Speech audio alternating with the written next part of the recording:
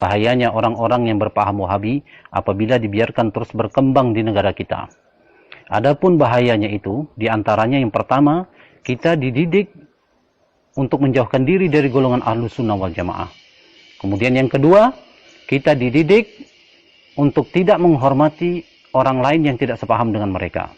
Yang ketiga, kita dididik untuk terbiasa melihat aib dan keburukan orang lain.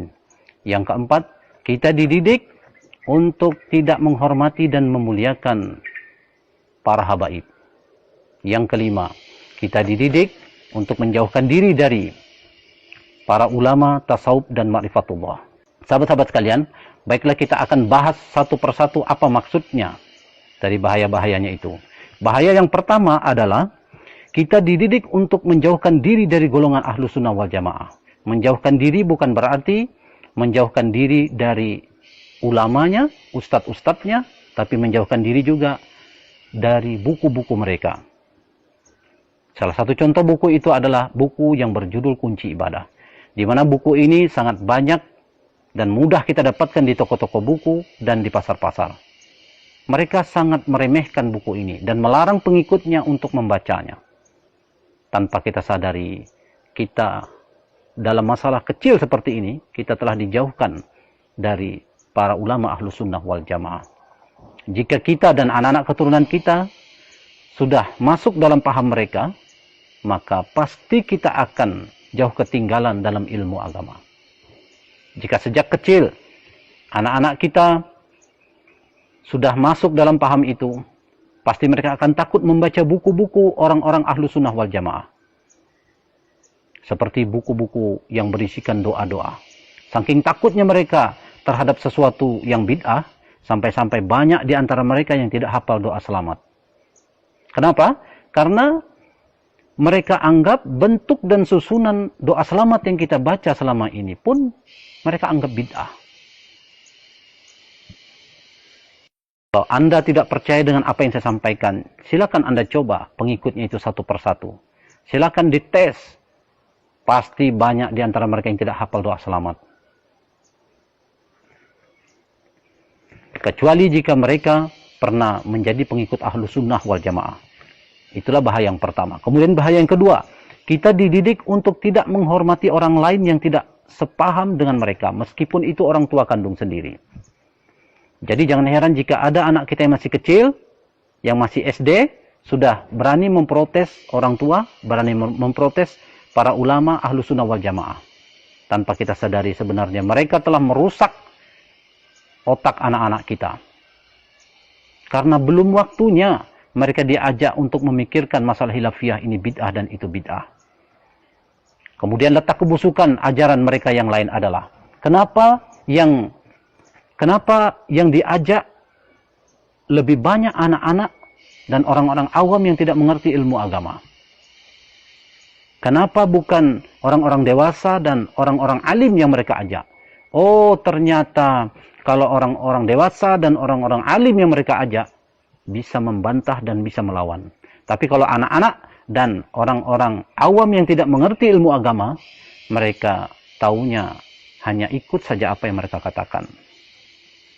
Maka mulai dari sekarang, setiap anak-anak kita pulang sekolah, baik yang masih SD, SMP, SMA, atau perguruan tinggi, perhatikan gerak-gerik mereka ketika di rumah. Jangan-jangan mereka sudah dimasuki ajaran-ajaran sesat dari guru-guru mereka yang berpaham Wahabi. Jika sudah ada tanda-tanda kesesatan itu, maka cepatlah laporkan kepada kepala sekolahnya agar ditindaklanjuti oleh kepala sekolahnya. Jika kepala sekolahnya cuek, atau mungkin takut, atau mungkin juga sudah terpengaruh oleh ajaran-ajaran mereka, maka laporkan kepada tokoh-tokoh agama setempat. Tapi jika tokoh-tokoh agama setempat juga cuek, atau mungkin takut, atau mungkin juga sudah terpengaruh oleh ajaran-ajaran mereka, maka coba Anda laporkan kepada mantan Wahabi, orang yang pernah mengikuti ajaran mereka.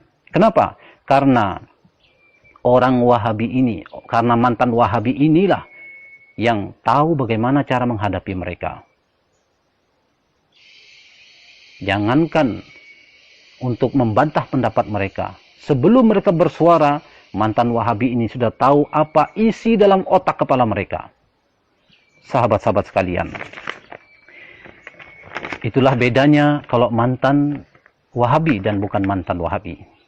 Kemudian bahaya yang ketiga, yaitu adalah kita dididik untuk terbiasa melihat keburukan orang lain, meskipun mulut mereka tidak menyalahkan perbuatan orang-orang Ahlussunnah wal Jamaah secara langsung, tapi sebenarnya hati dan pikiran mereka selalu menghujat, menghina, dan menyalahkan perbuatan orang-orang Ahlussunnah wal Jamaah. Jadi dalam diam hati dan pikiran mereka telah dididik untuk sibuk melihat aib dan keburukan orang lain, tapi lupa melihat aib dan keburukan diri mereka sendiri. Setiap gerak-gerik mereka dalam kehidupan ini selalu dihinggapi perasaan takut berbuat sesuatu, karena menurut mereka di zaman ini sudah terlalu banyak perbuatan-perbuatan bid'ah. Sahabat-sahabat sekalian, kemudian bahaya yang keempat adalah kita dididik untuk tidak menghormati dan memuliakan para habaib zuriat Rasulullah SAW. Meskipun mulut mereka mengatakan cinta kepada Nabi, tapi coba perhatikan perilaku mereka saat bertemu dengan para habaib. Perhatikan tatapan mata mereka. Perhatikan raut wajah mereka yang penuh dengan kebencian dan kesombongan terhadap para habaib. Mengapa mereka membenci para habaib? Karena mereka anggap para habaib ini adalah ahlul bid'ah, atau orang yang gemar berbuat bid'ah. Saya tidak percaya kalau orang-orang Wahabi ini mencintai Nabi. Sebab salah satu tanda orang yang mencintai Nabi itu bukan berarti hanya mengikuti perilaku Nabi seperti sholat, puasa, zakat, haji, dan lain-lain. Tapi mencintai Nabi juga ditandai dengan menghormati dan memuliakan para habaib zuriat Rasulullah SAW. Jika kita mencintai seseorang, meskipun orang itu telah tiada, jangankan fotonya, sandalnya pun akan kita simpan. Dan ini terbukti sampai saat ini, sandalnya Nabi itu masih tersimpan rapi. Itu sandalnya Nabi, benda mati, masih dihormati orang. Seharusnya, apalagi para habaib, anak cucu keturunannya yang mengalir darahnya di dalam tubuh mereka. Sahabat-sahabat sekalian, makanya saya tidak percaya bahwa orang-orang Wahabi itu mencintai Nabi. Kemudian bahaya mereka yang kelima, kita dididik untuk menjauhkan diri dari para ulama tasawuf dan ma'rifatullah. Mereka menghujat dan menyesatkan orang-orang tasawuf dan ma'rifatullah. Dan mereka mengatakan bahwa ilmu tasawuf itu bid'ah. Kenapa mereka mengatakan ilmu tasawuf itu bid'ah? Oh, ternyata ilmu tasawuf itulah yang dapat membongkar kebusukan-kebusukan hati mereka. Makanya mereka tidak suka dengan ilmu tasawuf itu. Apalagi di dalam ilmu tasawuf itu, kita dididik untuk berani jujur melihat jenis-jenis penyakit hati dan bagaimana cara mengobatinya. Sahabat-sahabat sekalian, jika kita sudah terjebak dalam paham itu, kemudian berniat ingin keluar dari paham itu atau ingin hijrah, maka itu sangat sulit dan sangatlah berat. Tapi tahukah Anda bagaimana cara mudah untuk bisa keluar dari paham itu? Cara mudahnya adalah dengan mempelajari ilmu tasawuf. Carilah orang-orang yang benar-benar ahli dalam ilmu tasawuf. Pelajarilah ilmu tasawuf dengan benar. Pelajarilah ilmu tasawuf dengan sabar. Pelajarilah ilmu tasawuf dengan sungguh-sungguh. Dalam ilmu tasawuf itu, salah satu manfaat kita mempelajari ilmu tasawuf itu adalah kita akan tahu betapa berharganya waktu. Sehingga hati kita, sehingga akan timbul perasaan rugi dan perasaan menyesal dalam hati kita apabila menggunakan waktu untuk membahas tentang khilafiyah. Ini bid'ah dan itu bid'ah. Hanya orang-orang yang mempelajari ilmu tasawuf dengan sempurna yang dapat melepaskan diri dari paham itu. Sebab ada juga orang yang bisa keluar